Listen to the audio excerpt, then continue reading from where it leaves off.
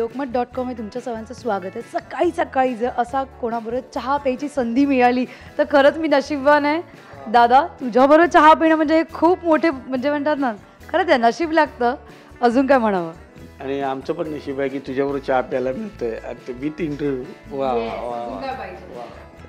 हे एक वेगळं पोस्टर आहे. म्हणजे तेव्हा मला अजूनही आठवतं, आपण शूट केलं होतं, फेसबुक लाईव्ह केलं होतं आणि त्या दिवशी दिवाळी होती, भाऊबीज होती आणि त्या दिवशी आपण हे केलेलं या गेटअपमध्ये आणि ही भूमिका करणं हे खूप मोठा एक वेगळा टास्क आहे. आणि एकदा या लेवलला पोहोचल्यावर म्हणजे आज महाराष्ट्रात काय, भारतात, जगभरात भाऊ कदम हे म्हणताच क्षणी लोक धावत पळत येतात आणि अशी भूमिका करणं हा खूप मोठा टास्क आहे. आणि कुठेतरी की अशी भूमिका करायची म्हणजे ते स्वतःला कसं तुम्ही कन्व्हिन्स केलं की या भूमिकेमध्ये मी स्वतःला बघावं किंवा असावं? एकतर काय झालं की हा विषय चित्रपटाचा आणि याचं जे कॅरेक्टर होतं सफाई कामगाराचं, म्हटलं हा नॉर्मल माणूस असा नाही आहे.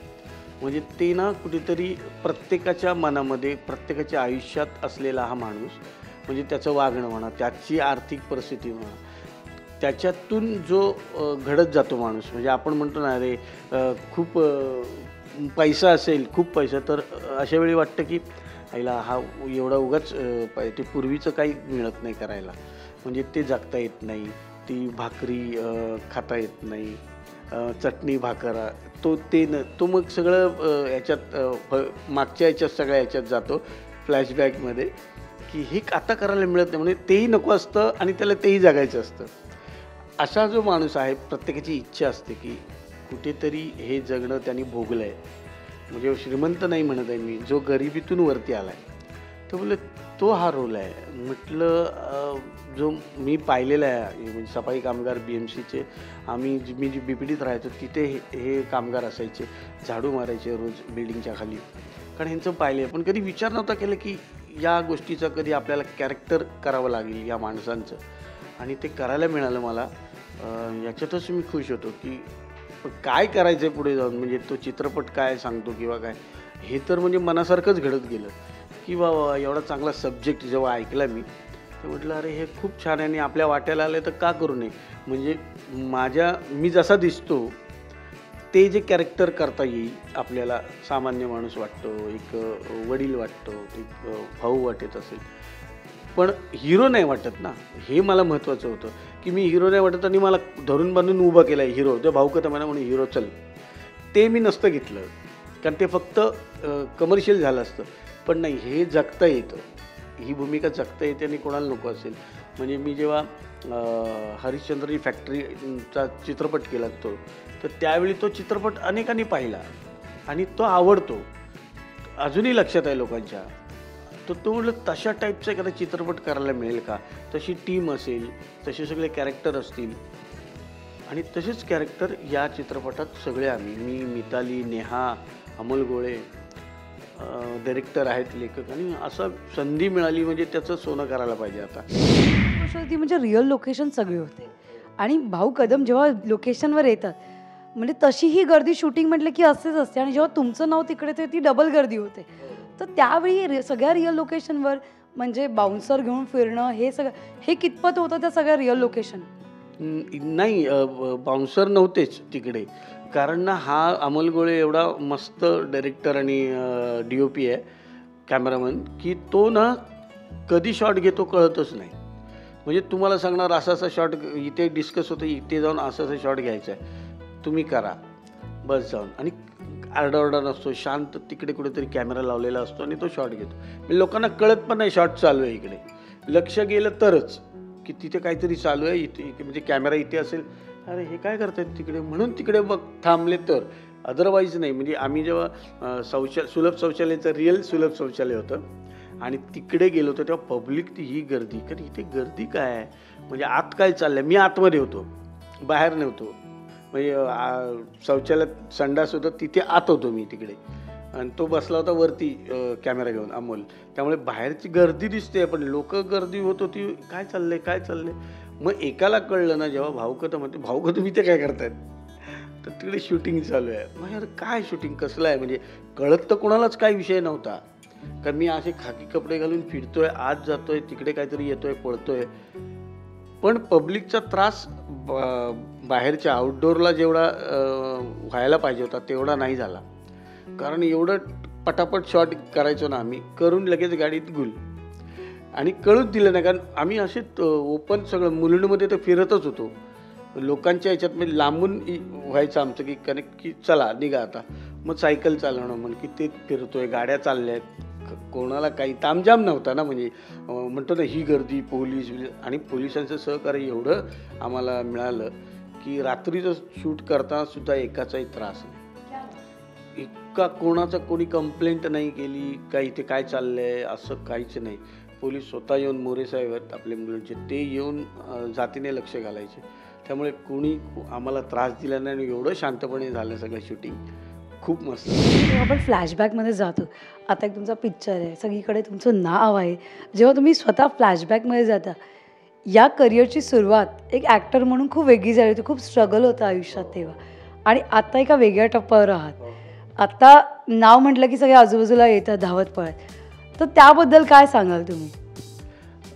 खरं तर त्यावेळचे मित्र, त्यावेळची सगळ्या ओळखीची माणसं, आपल्याला माहीत नसतं ना की आता पुढे हे होणाऱ्या आयुष्यात काहीतरी घडेल आपल्या, आणि आपण या लेवलला असू काम करत कधीतरी.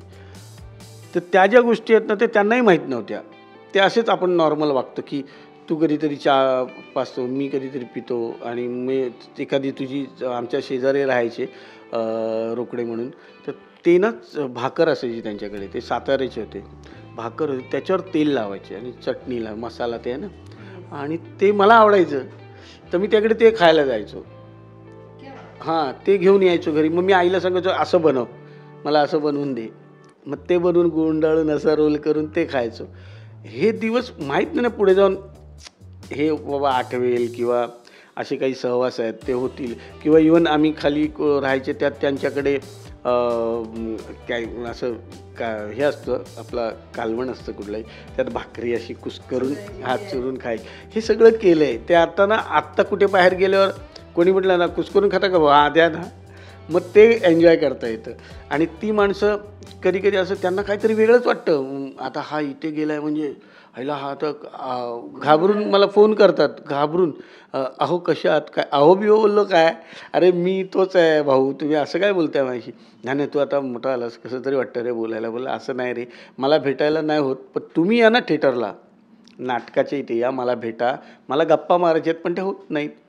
आणि जुने मित्र आहेत ते तिकडेच आहेत आपले, ते भेटतात, फोन करतात कधी कधी, ये ना आमच्याकडे. त्यांना जरा बरं वाटतं ना की हा माझा मित्र आहे. तो जो ज्यांना सांगतो त्यांना खोटं वाटतं, कारण तो एक साधा काहीतरी काम करत असतो कुठेतरी. तर तो जसा हा भाऊ माझा मित्र आहे तर त्यांना खोटं वाटतं हे की याचा कुठं मित्र काही सांगतो. आणि जेव्हा म्हणून तो बोलत हे माझ्याकडे यांना म्हणजे यांना कळेल की बाबा तो माझा मित्र आहेस. ते त्या जुन्या आठवणी येतातच कधी ना कधी, खाण्याच्या रूपात असतील किंवा काही मित्रांच्या ह्याच्यातून बघितल्यावर सुद्धा आठवतं मला.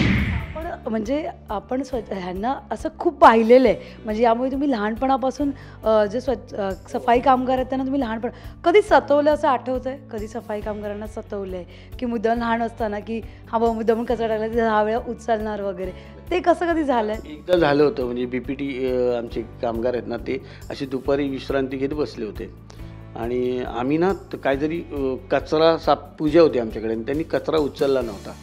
तर आम्ही कंप्लेंट केली होती त्यांची. तर ते त्यांच्यावर भांडलो पण होतो आम्ही, आमचे मंडळ, हे कचरा साफ करत नाही, असेच बसून असतात, आराम करतात. हे ते खूप चिडले होते. आणि ते दुसऱ्या दिवशी आम्ही तो कोणतरी मुलगा, आम्ही त्याची धावत, दुपार 2-2:30 शांत सगळं, आम्हीच आपले टप्परगिरी करतोय सगळं, तो तिकडे गेला धावत, तो इकडे धावतोय, तो तिकडे गेला धावत. तिथून ना पोलीस येत होते, पोलीस स्टेशनला जायला आमच्याकडून तो रस्ता आहे. तर ते बोललं काय रे, काय त्यांना वाटलं काहीतरी मारामारी झाली, असे धावत होतो ना आम्ही त्याला शोधत. तर ते आले, काय आलं नाही, काय नाही, आम्ही सगळं घाबरलो. पोलीस ना तो हवालदार सिव्हिलमध्ये होता. तर ती माणसं उठली, हां हे असेच आहेत, हे असंच दंगा करत असतात तिकडे तिकडे. आयला बोलले हे कशाला त्याला सांगतायत. आणि मग त्यामुळे तो चिडला होता, परत जर केलंच ना आठ घेऊन जाईन सगळ्यांना. ते त्यांना सतवलं ह्या अर्थाने की कचरा काढला होता, आम्ही कंप्लेंट केली आणि मग ते चिडले. एवढंच. बाकी त्यांच्याशी असं कधी आता जेव्हा हा पिक्चर करते तेव्हा तो किस्सा आठवला, तेव्हा कळलं किती त्रास त्यांना झाला. त्यांना आता काय सॉरी वगैरे बोलायचं, तेव्हा त्रास दिला होता वगैरे म्हणून. मी सॉरी म्हणतो की आमचे जेवढे BPT कामगार आहेत, सफाई कामगार, त्यांना सतवलं होतं आणि त्याबद्दल सॉरी, माफी मागतो. पण माझा चित्रपट नक्की बघा तुम्ही, नशीबवान. हा सगळा तुमच्यासाठी आहे, खास करून तुम्ही केलेला, बरोबर. आणि पहिला आहे त्यामुळे नक्की. आणि ही पहिली भूमिका तुमची अशी असावी, हा त्यांच्यासाठी मोठं गिफ्ट आहे असं म्हणायला हरकत नाही. नाही, खरंच गिफ्ट आहे. आणि हा चित्रपट घरी काय फॅमिली सगळं म्हणजे अख्खं कुटुंब बघेल हा चित्रपट परत परत, असं मला खात्री आहे. आणि दादा एक शेवटचा प्रश्न, असा कोणता क्षण होता की खरंच तेव्हा वाटलं मी खरंच खूप नशीबवान आहे या चित्रपटाचा व्यतिरिक्त? अच्छा, म्हणजे एवढंच की मी जेव्हा स्वतःचं घर घेतलं, स्वतःचं जे वडिलांच्या घरी आधी होतो, त्यानंतर स्वतःचं घर घेतलं, त्यावेळी मी समजतं की मी खूप नशिबान आहे, मी माझ्या घरच्यांचे स्वप्न पूर्ण करू शकतो.